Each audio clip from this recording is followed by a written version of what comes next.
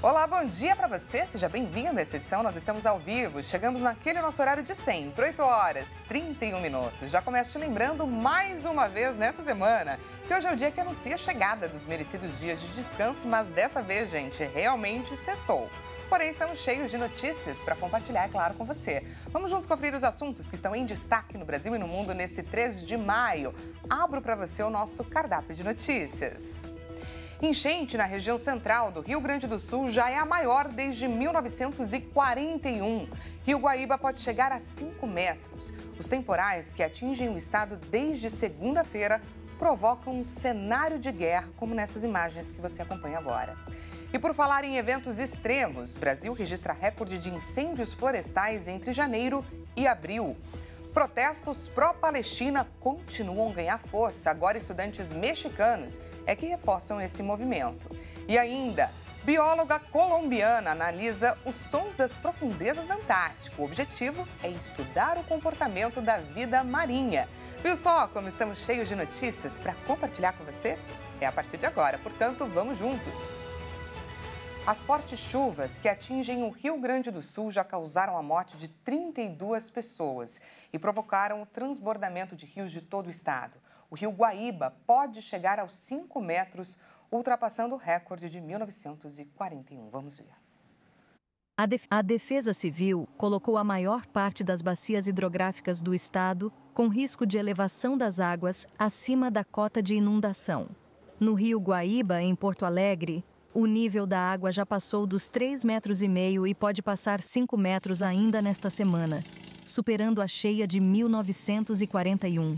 A região central de Porto Alegre é protegida por um sistema de diques, com portas e muros. Mas a região das ilhas, a zona sul da capital e as cidades do outro lado da costa, como Barra do Ribeiro, Eldorado do Sul e Guaíba, devem ser afetadas pela cheia. A barragem 14 de julho, localizada entre Cotiporã e Bento Gonçalves, na Serra Gaúcha, se rompeu parcialmente na tarde desta quinta-feira. O governo do estado orientou os municípios abaixo da barragem para iniciarem a evacuação de áreas. A Secretaria do Meio Ambiente e Infraestrutura do estado monitora também as estruturas de outras 13 barragens de usos múltiplos que estão em estado de alerta. Além das cheias, o Rio Grande do Sul está em risco de deslizamentos. O estado já registrou vítimas de soterramentos. Além das mortes notificadas, a Defesa Civil afirmou que também há desaparecidos e feridos em razão dos temporais. Segundo o órgão, há cerca de 15 mil pessoas fora de casa, nos mais de 150 municípios do estado afetados pelas chuvas. O governo decretou estado de calamidade, situação que foi reconhecida pelo governo federal. Com isso, o Rio Grande do Sul fica apto a solicitar recursos federais para ações de defesa civil, como assistência humanitária, reconstrução de infraestruturas e restabelecimento de serviços essenciais. Em visita ao estado, o presidente Lula disse que não vão faltar recursos para minimizar os estragos causados pelos temporais. E olha só, gente, essa frente fria vinda do Rio Grande do Sul estaciona agora sobre o estado de Santa Catarina. A quinta-feira foi de muita chuva por lá e alerta da Defesa Civil para riscos de alagamentos também para essa sexta-feira. Vamos direto para Criciúma conferir com a nossa repórter Michele Veiga como que está a situação por lá. Michele, fala pra gente quais são as regiões que têm sido mais afetadas e como que está o clima por aí diante dessa ameaça que está vindo do Rio Grande do Sul. Dani, bom dia para vocês. Aqui a gente está na monitoração, vamos dizer assim, do tempo, até porque a Defesa Civil tem um alerta muito forte nas redes sociais, através de todas as secretarias, pedindo para que os catarinenses tenham aí paciência e também, claro, né, cuidado com as chuvas que estão por vir. Os municípios de Araranguá, São e Praia Grande já decretaram situação de emergência devido aos rios, né, que cortam essas cidades já terem saído da sua calha. Praia Grande, a gente já trouxe aqui, né, que está suspendido aula, a cidade já está com uma boa parte de Fluminense, ela que fica bem do ladinho ali na divisa do Rio Grande do Sul. Então, são municípios que já estão muito afetados aqui em Santa Catarina. Essa chuva toda do Rio Grande do Sul está vindo para o estado, mas ela está vindo na região oeste, ou seja, lá mais para perto do Paraná, que é onde eu estou aqui, para o pessoal situar um pouquinho. Mas a previsão é que ela vai atingir ainda o litoral e a capital, Florianópolis, vai pegar parte da região litorânea do estado. Então, a previsão, Dani, é que 100 milímetros de água atinjam o estado ainda hoje, só nessa sexta-feira. A previsão é que amanhã dá uma esfriada e sábado e domingo, já tenha bastante sol aqui pelo estado. Mas essa chuva que vai vir é muito intensa e muita água para pouco tempo. 100 milímetros em média o que chove em um mês, vai chover em um dia. Então, realmente, aqui o alerta é máximo, né, para os cuidados nas cidades que já foram atingidas nas de setembro e outubro, estão se recuperando, mas não é aquela região do oeste não, centro-oeste do estado, tem a região oeste e aqui a região sul, né? Já tem desabrigados já no estado, em algumas regiões, né, mas nenhuma morte registrada em Santa Catarina. E tudo isso também faz a movimentação no estado, né, Dani, para que arrecadações de donativos, água potável, materiais de higiene pessoal, tanto para os atingidos aqui em Santa Catarina, quanto no Rio Grande do Sul. Há uma mobilização muito intensa no estado nesse momento, várias entidades de classe, muita gente se mobilizando a fim de arrecadar esses donativos para levar para os atingidos no Rio Grande do Sul. Então, são 2 estados hoje que estão totalmente alerta. A gente tem uma família do extremo sul catarinense, na cidade de Ermo, que está na região de Lajeado, e a filha está constantemente trazendo informações nas redes sociais que agora eles perderam totalmente focado. Então, eles não saíram da região alagada, eles estavam lá colhendo arroz e estão totalmente desesperados, sem nenhuma informação dessa família, se ela foi resgatada, se ela não foi. Então, está todo mundo nessa corrente, tanto Santa Catarina quanto o Rio Grande do Sul, tentando ajudar esses atingidos das enchentes, que por aqui, Dani, a gente está em alerta total também em Santa Catarina. Pois é, muito obrigada, repórter Michele Veiga. É importante, gente, que vocês fiquem atentos aos anúncios das autoridades para se manterem em segurança. 200 milímetros, conforme tem sido anunciado pelas autoridades, é muita água, é muita chuva e o objetivo é salvar as vidas. Muito obrigada. Essa daqui é a nossa repórter Michele Veiga, direto de Criciúma, trazendo aí para a gente essas informações. O Ministério do Meio Ambiente divulgou que o Brasil registrou um número recorde de incêndios florestais entre janeiro e abril. O aumento das queimadas é atribuído aos efeitos das mudanças climáticas. No total, 17.182 focos foram registrados nos primeiros 4 meses do ano, segundo imagens de satélite do Instituto Nacional de Pesquisas Espaciais, o INPE, um aumento de 81% em relação ao mesmo período de 2023. Trata-se de um número de incêndios sem precedentes para esse período, desde que os dados começaram a ser reunidos em 1998. Na Amazônia Legal, que abriga mais de 60% da maior floresta tropical do planeta, o INPE contabilizou 8.977 incêndios entre janeiro e abril, o maior número desde 2016. Os dados representam um aumento de 153% em relação ao mesmo período do ano passado. O presidente Lula e o presidente do Senado, Rodrigo Pacheco, se reuniram ontem por mais de 3 horas no Palácio da Alvorada, em Brasília, gente. Eles buscam um diálogo de acordos entre os poderes executivo e legislativo. O movimento do Planalto acontece uma semana antes de o Congresso analisar os vetos de Lula a propostas aprovadas pelos parlamentares. Ao todo, 32 itens estão pendentes de análise dos deputados e também dos senadores. O governo tenta aí evitar a derrota em relação às propostas de saída temporária de presos e sobre o repasse de 5 bilhões e 600 milhões de reais em emendas de comissão que são aí direcionadas à Câmara e também ao Senado. Lembrando que há 2 semanas, Lula já havia se reunido com o presidente da Câmara, Arthur Lira. E agora a gente muda de assunto para falar de saúde. A síndrome respiratória aguda grave tem elevado o número de internações e também superlotados hospitais. Algumas regiões do Brasil, inclusive, já declararam situação de emergência. Quem traz agora mais detalhes para a gente é a nossa repórter Maria Clara Leite.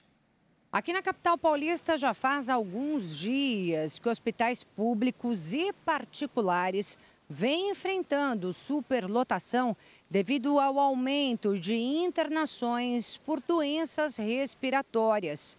A Fiocruz, a Fundação Oswaldo Cruz, inclusive, vem alertando sobre o aumento de casos de vírus sincicial respiratório, que tem provocado a morte de crianças pequenas. A Secretaria Estadual da Saúde informou que de janeiro a março deste ano foram registrados mais de 1.000 casos de síndrome respiratória aguda grave por VSR em todo o estado. Mas a situação de saúde pública é mais crítica em Santa Catarina. Por lá, o governo do estado declarou situação de emergência por conta da síndrome respiratória, que tem elevado as internações. No começo desta semana, 93% dos leitos de UTI já estavam ocupados, segundo dados do último boletim. E Campo Grande, capital do Mato Grosso do Sul, vive o mesmo drama. Devido à superlotação dos leitos, pelo mesmo motivo, a prefeitura também declarou estado de emergência. Por lá foram registrados em 2024 987 casos e 65 mortes por síndrome respiratória aguda grave, que abrange casos de síndrome gripal, que evoluem e comprometem a função respiratória. As causas podem ser, além do vírus sincicial, o da influenza do tipo A e B, SARS-CoV-2, o vírus da Covid, e também bactérias, fungos e outros agentes. A gente lembra aqui que o decreto de emergência autoriza que o governo solicite bens e serviços, leitos e medicamentos de entidades privadas com ou sem fins lucrativos para expandir o atendimento a pacientes do SUS. Agora, sobre a prevenção, especialistas recomendam que é importante fazer a higienização frequente das mãos, não compartilhar objetos de uso pessoal, evitar locais com grande aglomeração de pessoas e também manter os ambientes bem ventilados. E veja a seguir, protestos pró-Palestina continuam a ganhar força. Agora, estudantes mexicanos é que reforçam esse movimento. E ainda, bióloga colombiana analisa os sons das profundezas da Antártica. O objetivo é estudar o comportamento da vida marinha. A gente volta já já, não perca!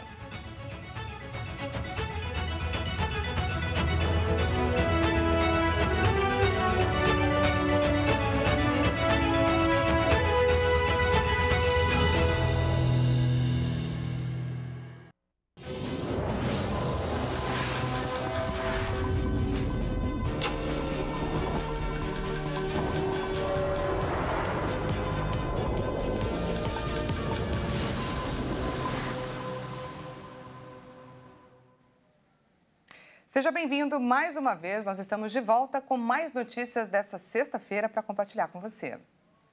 E após as manifestações pró-palestinos em cerca de 30 universidades dos Estados Unidos nas últimas semanas, foi a vez dos estudantes do México acamparem na maior universidade do país para demonstrar que são contra as ações de Israel em Gaza.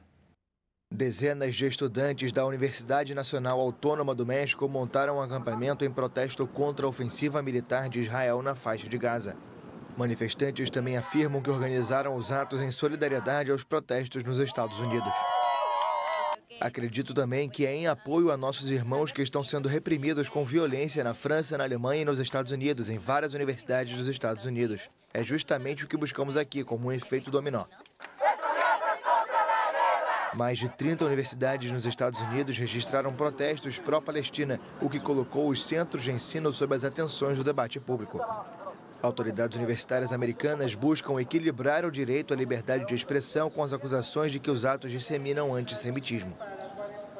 E a Turquia suspendeu todas as suas relações comerciais com Israel, isso após restringir no mês passado suas exportações para o país. O anúncio foi feito pelo Ministério do Comércio turco. As exportações e importações relacionadas com Israel foram suspensas, informou o Ministério, acrescentando que as medidas serão aplicadas até que o governo de Israel autorize um fluxo ininterrupto de ajuda humanitária para a faixa de Gaza. No começo de abril, a Turquia restringiu as exportações a Israel de um grande número de mercadorias, como produtos de aço, ferro e alumínio, devido à guerra em Gaza. O conflito eclodiu em 7 de outubro, quando Hamas atacou o sul de Israel, matando 1.170 pessoas, a maioria civis, e sequestrando cerca de 250, segundo um balanço com base em dados israelenses. Israel diz que 129 continuam em Gaza, dos quais 34 teriam morrido. Em resposta, o governo israelense prometeu aniquilar o Hamas e lançou uma ofensiva que, até o momento, deixou 34.596 mortos em Gaza, a maioria civis, segundo o Ministério da Saúde do território, governado pelo movimento islamista. Pois é, morte, aumento da pobreza, colapso da economia, destruição do parque habitacional, perda de emprego. A ONU afirmou que o nível de devastação dessa guerra em Gaza não tem precedentes e a reconstrução desse espaço pode custar 40 bilhões de dólares. A reconstrução da faixa de Gaza custará entre 30 e 40 bilhões de dólares, entre 153 e 204 bilhões de reais. Essa foi a estimativa do Programa das Nações Unidas para o Desenvolvimento para reconstruir o território palestino devastado por quase 7 meses de guerra entre Israel e o Hamas. Os números foram divulgados durante uma conferência de imprensa em Amman, capital da Jordânia, onde a agência enfatizou que a destruição não tinha precedentes. A ONU acredita que o desafio é uma missão que a comunidade internacional não enfrenta desde a Segunda Guerra Mundial.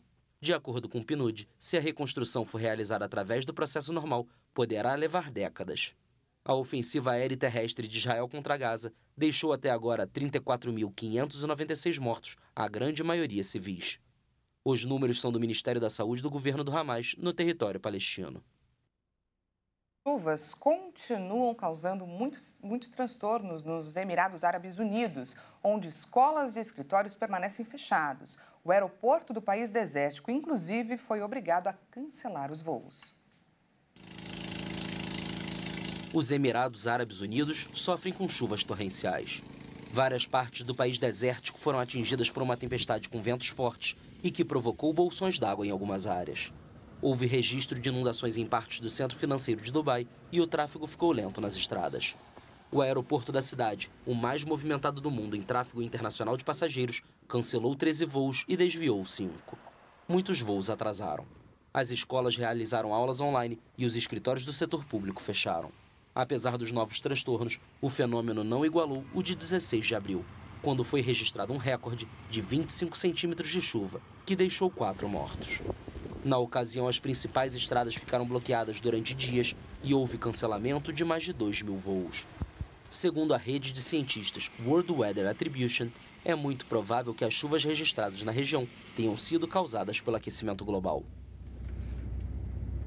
Uma bióloga colombiana da Universidade Cornell, em Nova York, analisa os sons das profundezas da Antártica para estudar aí o comportamento da vida marinha.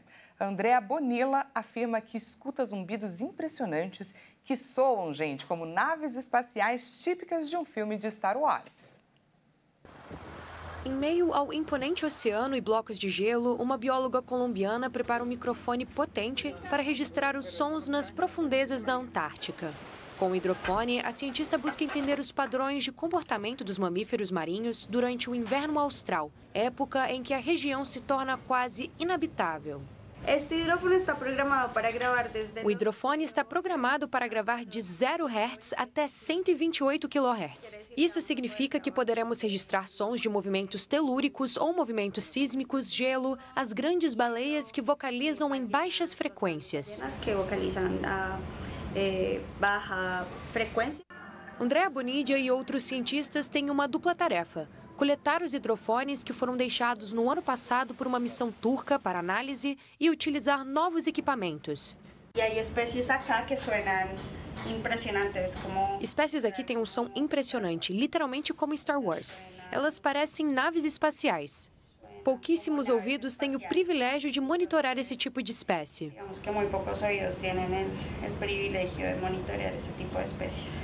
O projeto vai funcionar também como medidor sobre o impacto da atividade humana nos mamíferos, da poluição ambiental e outros riscos, apesar de habitar em um dos locais mais bem conservados do planeta. A pesquisa também busca apoiar uma proposta promovida pelo Chile e pela Argentina, que desde 2012 pretendem transformar a Península Antártica em uma área marinha protegida. E hoje nós vamos conhecer um pouco mais sobre o maior país do mundo em extensão. Pois é, você sabe de qual país que eu estou falando? Arrisca aí um palpite? É a Rússia, gente. Estou falando sobre a Rússia, que ocupa 1/3 da Europa. Vamos ver. Localizada no hemisfério norte, a Rússia é um país de clima ártico, temperado e subtropical. As temperaturas máximas dificilmente passam dos 25 graus no verão, e o inverno pode ter temperaturas de até menos 40 graus. Não à toa, lá está a cidade mais fria do mundo. Iacútia é o lar de cerca de 200 mil habitantes e precisou ser equipada com sistemas de aquecimento que possibilitam a vida humana.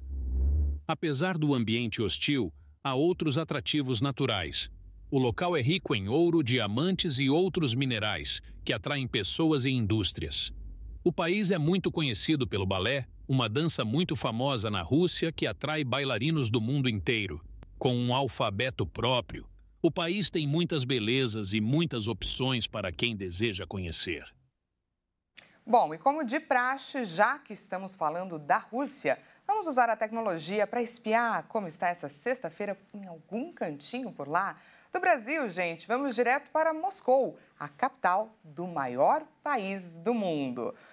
Vamos agora conferir as imagens diretamente por lá. Como o solzão que vai aparecer agora para a gente já nos conta, já é de tarde por lá, pois é. Enquanto aqui são quase 9 horas da manhã, 8 horas e 55 minutinhos, por lá os relógios já marcam quase 3 horas, 2 horas e 55 minutinhos. Eles estão 6 horas à nossa frente. A gente pode ver também bastante movimento nessa avenida que cruza o centro de Moscou. Embaixo, que parece ser um posto de gasolina em funcionamento, ele mostra um detalhe bastante interessante para a gente. A Rússia faz parte dos países que não possuem frentistas. Pois é, você mesmo para por ali e abastece o seu carro. Por isso que a gente não está vendo nenhum frentista nessa imagem. E assim a gente encerra o nosso jornal de hoje. Não se esqueça que às 10 horas, Juliana Dariva chega com mais notícias para você. E eu retorno à 1 da tarde com um balanço das notícias, com tudo que interessa nessa sexta-feira, para compartilhar com você. Encontro marcado? Então, até lá, 1 da tarde.